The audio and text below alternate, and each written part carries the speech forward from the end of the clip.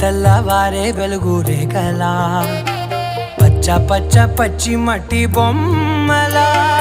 అల్లి బిల్లి వెన్న పాల నురగలా అచ్చ తెలుగు ఇంటి పూల కొమ్మలా దేవదేవుడే పంపగా ఇలా దేవతే మా ఇంట అడుగే పెట్టెనంట బ్రహ్మ కళ్ళలో కాంతులే మా అమ్మలా మా కోసం మళ్ళీ లాలి పాడేనంట.